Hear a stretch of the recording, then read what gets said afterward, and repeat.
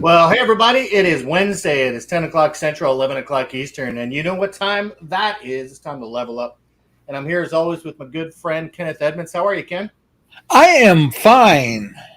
And where are you today? I'm actually going to bring this up just to get people in the spirit.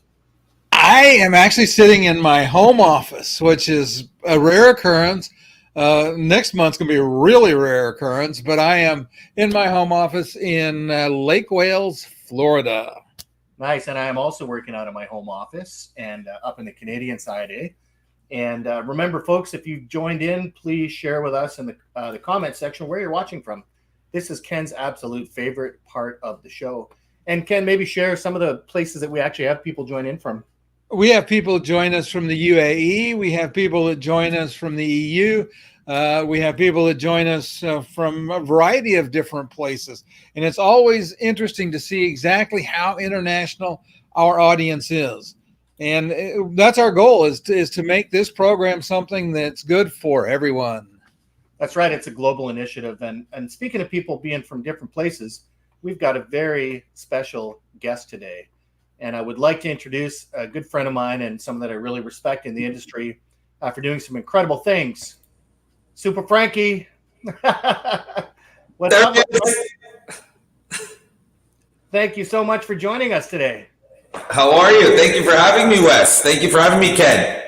Absolutely. No, we were super excited to have you on. And maybe you can let us know where you are actually joining us from today. Well, let me tell you quickly. I am joining you from Toronto, Canada. So Toronto is, Canada's biggest city. Most people think Toronto is the capital, but it's not. Ottawa is the capital of Canada. So Toronto is probably the center of business for Canada. It is for sure. And it's just a great city. It's a nice, cool day out there. And I'm so excited to talk to you guys. So I'm from Canada, and you guys are from the States. Oh, no, sorry. Wes, you're in Canada as well. We are ganging up on Ken today, man. This is like... Yeah.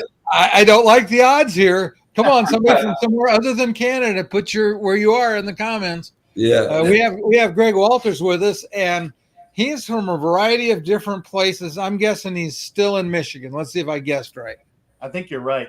When I saw him on my call last week, it looked like he was definitely there. And hey, Frank, I saw in a comment on LinkedIn, I think you were in Paris last week. Is that right? I was actually visiting some of my parents in Poland for a couple of weeks, and then I spent about 5 days in Paris. My wife and I lived there for about 2 years, so I have lots of friends, and we're trying to do a little business in Paris on a different thing than the MPS, but yeah. Well, good. I like talking about different things than the MPS, right? And certainly Paris is one of my favorite cities. I had the opportunity to take my family there a few years ago and talk about, lucky timing. It was just before the pandemic, right? So we had this whole trip planned between France and the UK, which we got to enjoy. And I love Paris as a city, man. I bought a chicken there in a local market, and because we stayed in Airbnbs, and I actually created a feast. And I've never had a chicken that good in my entire life. Like, it was unbelievable. It really is unbelievable. Ken, have you been to Paris? No, I have not had the privilege of going to Europe. I've been all over the Caribbean, some in South America, some in Asia, but not to Europe yet. And that's on my list. What, Ken? I have an apartment in the 7th in Paris, so that's right next to the Eiffel Tower along the Champ de Mars, which is this beautiful little long park right in front of the Eiffel Tower. And if one of these days we get famous, I'm going to give you a week at my apartment. That would be cool. We were traveling around Paris. We had a cab driver actually taking us from the Eiffel Tower. And we just happened to be there on, I forget what the anniversary was, but it was like, 165 years or something crazy. And they had French rock bands there. They had the entire Eiffel Tower lit up. And we were coming back. The cab driver was asking us where we're from. And I always use landmarks, right? I said, close to Niagara Falls. And he looked confused. He's like, Niagara Falls? And I said, yeah, the rushing water. And then my daughter, who's a little smarter, she rolled her eyes and said, shoot the Niagara. And he's like, shoot the Niagara. Never in my life did I think as I can't falls would have a language barrier, but there you go, right? Wow. And as my daughter proved, doing things differently sometimes, actually paying attention to the driver and our customers is important, right? And sometimes that means we have to do things differently than we traditionally do them, right? And I want to get into that with you because I've seen you doing some interesting things, as we, see other people zigging in the marketplace, trying to figure out how to adapt to this. But let's talk about, this quickly. Maybe give us your 2 cents on what the current state of the office, printing world looks like, right? Because we're hearing all kinds of different things from different people. So what I can tell you is, Toronto or Southwestern Ontario is, if you look at it, we've got about 14 million people in Southwestern Ontario. So we've got a huge population within like a 3-4 hour drive. So, when you think about it, look at Danka. Dan Doyle built a big part of his business starting out in Florida. So you have this massive population of, let's say, 25 million. We've got, let's say, 2/3 of that. So we've got this really interesting ecosystem of big businesses, immigrants, great technology in Ontario. And what we're noticing is people wanting to be back at work in I'd say hybrid style. I wouldn't say it's 5 days a week, but certainly 3 and 4 days a week, where people want to be back engaging with other people. That's where innovation happens. Zoom. I had a great friend Andrew Turner, who was the first guy to bring Zoom to Canada many, many years ago. He was selling more Zoom than anybody else in Canada. And he was noticing this was happening already, but people do want to be together and collaborate and get together. And what's happening is we're noticing, because we're partially in the real estate space, we're noticing more people wanting to be in co-working spaces. Like we have a friend who owns a company called Loft. So it's a co-working space, similar to the WeWork, but slightly different. They're trying to make it more lifestyle focused, where you get, some gym equipment, where you get a really nice, laptop, a little locker, and just trying to make it more engaging. So what I'm noticing is that specifically from the printing environment, we're not seeing, definitely the pages haven't come back, but it's different. You're seeing more color. We're seeing a little more color. We're seeing more people want some at home. So it's definitely changing. It's not gone. I see a lot of big opportunities in our industry. Yeah, absolutely. I agree. I think our channel has always been about adapting, right? About becoming more than we were in the past. I'm old enough to have been around when, fax machines were, big money makers, right? And not quite old enough to remember using typewriters in the office, but certainly in university. And then came along the electronic word processor. I don't know, Ken, I'm sure you had one. You're a technology nerd, right? Where you had the little LCD screen, which showed you the first couple lines of whatever you were trying to type so you could correct it before it actually hit the paper. Well, that's where the age difference is I went from electric typewriters when I was in high school. I went into the military and started working on computers. So my next evolution from typewriter was literally to a home PC. I built my first PC before Bill Gates had an operating system. There you go. Well, and that does lead to a thing as we evolve, right? And Frank, I've seen you do it. And one of the things going to, bring you in a different direction, right? And I remember when we first started talking about this was air purification, right? So tell me a little bit about some of the interesting things that you've been doing to kind of expand how you help those customers, right? So air purification, I'd say really, was hot when COVID was happening. So that we met a couple of years ago at the conference where I had the Atmophizer product. I brought it on the show. I brought it up top, and people got excited about it. But really, that has died down. The interest in that has died down. Our idea was, the company's idea was to have a little product at every desk that purified, each person's air. So everybody was really caught up in that. We thought it was very exciting. The truth is the guys that had that business don't want to be in it anymore. As a matter of fact, they said to me the other day, Frank, I've got 1,000 units, take them, blow them out. We'll ship them out. What they were more interested in is split level, COVID barriers. So people, not COVID barriers, or air barriers. So their technology was truly taking particles of air, dirt, and making them slightly larger through sound technology that was able to suck out that dirty air in a different way that was traditional, which I thought was very unique. It was very unique, and so they are continuing to do that. We may help them in that, but we're certainly not in that little personal space anymore because the market has really dried up. As you probably noticed, a lot of guys were selling these big tubes to everywhere, and they had salespeople on just taking the leads coming in, but that's really has dried up. Yeah, it is interesting looking at those things that have a time and place, right? And Yes. I know as well, I've been looking at some other dealers that have invested in technologies to actually make hand sanitizer on site, right? Like, Yes. these different ways that we're trying to help customers. But I agree with you. I think that, kind of the temperature, if you will, for, people being as maybe scared is the wrong word, but Yes.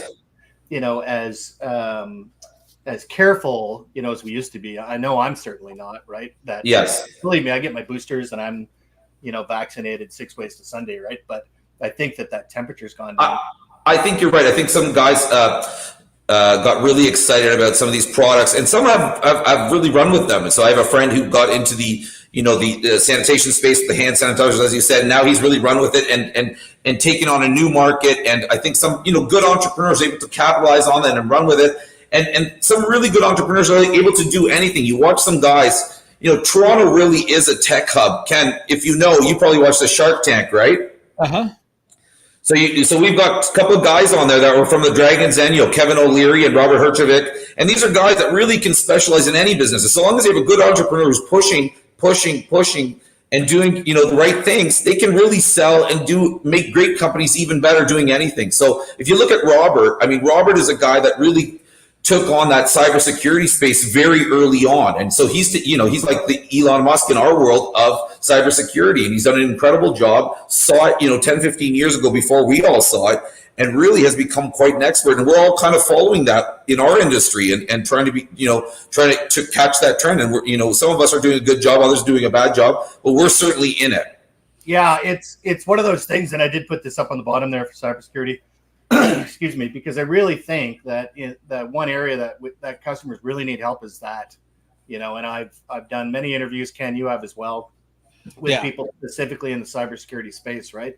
And a good friend of ours, I'm not sure, Frank, if you know, Jeff Bendix down in the US, he started doing cybersecurity probably, 6 or 7 years ago before it was trendy.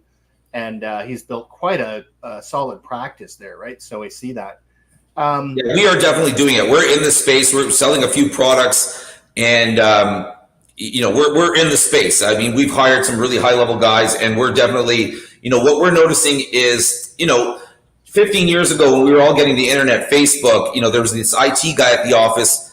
The IT guy, it's crazy, has become commoditized. Yeah. So in a way that, we thought our copiers did, and the way the laptop did. Now the IT guys, we're saying, okay, we'll take a lot off your plate. We're saying we'll give you the laptop, we will give you your first level support, and we will give you cybersecurity.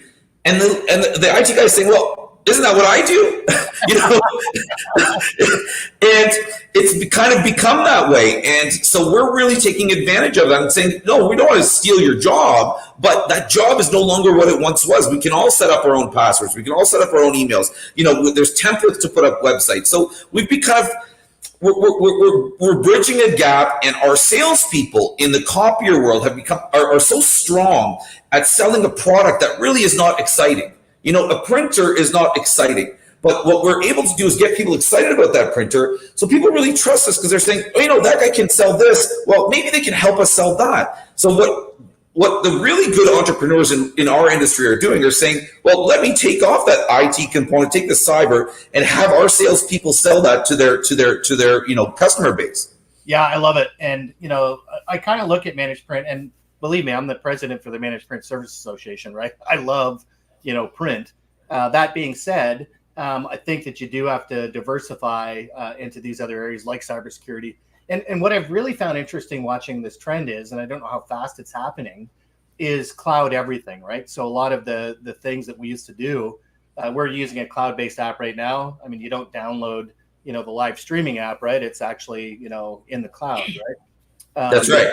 I use Canva for, creative stuff. That's a cloud-based application. Business management. Look, many years ago, I was speaking to Larry King about cloud. This is 6-7 years ago. I had an interview with Larry about cloud, and that was when it was in its infancy, and we were talking about bringing paper through a scan onto the cloud. And he's like, Frank, what is a cloud? I'll never forget it. It was incredible, right? Yeah, I had to take West out. I wanted to make a comment, but if West's in the stream, I can't yell loud. Yes. But I was going to say, and that's an interesting thing that, and from what I see with what you're doing, is it looks like you're looking at the adjacencies to what we do now, and kind of sussing out what does the customer need?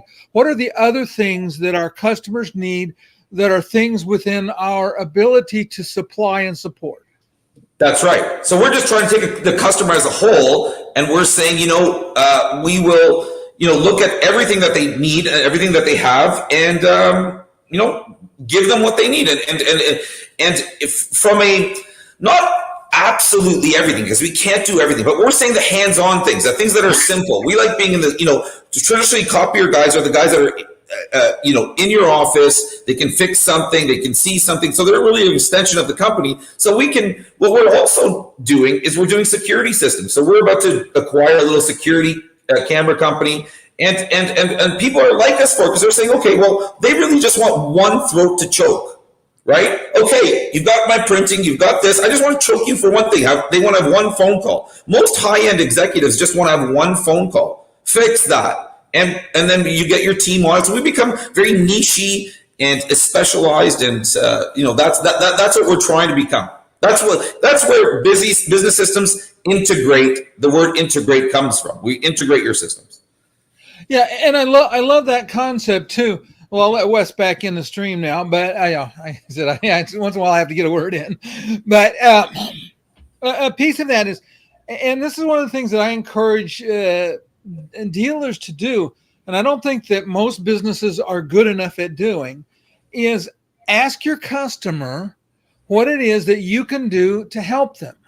Absolutely. Find out what are their pain points.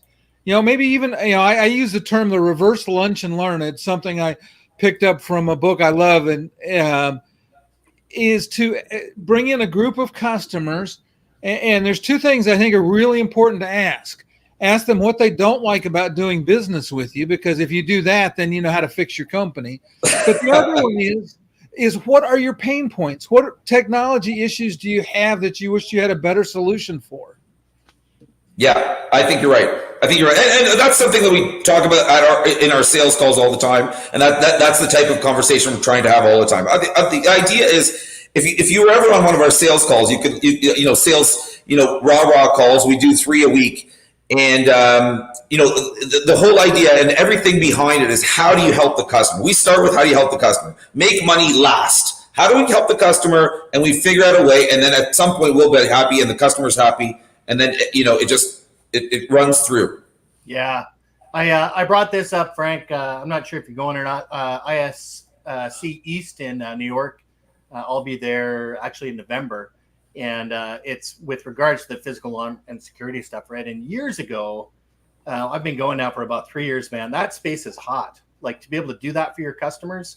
To be able to do the security systems, you're saying? Yeah. Yes. So we're working on about 3 deals, right? Really good sized deals, because, again, like I mentioned, Toronto is really where all the head offices are for North America. It's literally the 4th largest city in North America. So when you think about that, it's a huge customer base. Tonight we've got the Raptors starting, right? But it's a huge base. So we've got a lot of head offices or second offices, or a lot of big companies start here. So we're chasing some really big deals in the security camera space. I love it. And, this show in New York, I think one of the coolest things that I saw, I thought it was kind of a dull space, right? But they're heavily into, robotics and facial recognition now. I mean, the technology for security systems for offices is absolutely, stunning, right? It's incredible. Yeah, it's incredible. So we've talked about cybersecurity, we've talked about physical alarm security. In your crystal ball, what other things do you think we should be looking at, as a channel? Where should we be looking? No, that's a tough one. On a go forward, it's a tough one. Every time someone brings something to you, you're like, hey, that's a great idea. Then you have to decide as an entrepreneur, is it going to make us money? Is it not going to make us money? Is it a great idea? Is it not a great idea? Sometimes it's easy to say yes and it's tough to say no. So I think that, on some we're looking at, definitely, MPS, which is great. That's, JP in our office kind of leads that charge. Then we have MSP, which is managed services provider, which is more the IT side, adding the cyber, certainly the cameras. But we have, we've toyed with a little bit of on the real estate side and a few other things. But I think we're going to stick with these kind of 4 pillars for now. And the Go future, you know what? I'm sure there'll be something in 6 months that we can chat about. But I don't have something at the top of my mind right now. Well, I think you hit on, you mentioned the pillars, right? That, these adjacencies that we can help customers with, these other things that they have. And I love, the concept of helping them with printers, with their desktops, with their, laptops, all of these things that they have to use, and cybersecurity, right? Hey, look at that gang right there. And for anyone that wants to learn more about Frank and what they're doing, you can just visit busys.ca. And of all the service stuff there, and a fantastic website, and fantastic services for customers. I'm really looking forward to seeing what happens in the next year in the great city of Toronto. Certainly, as that marketplace, I think, is kind of like some of the other the bigger centers, right? That a lot of regional providers that I've spoken with, it was almost business as usual, right? Like when you're in a smaller kind of town somewhere in the southern U.S.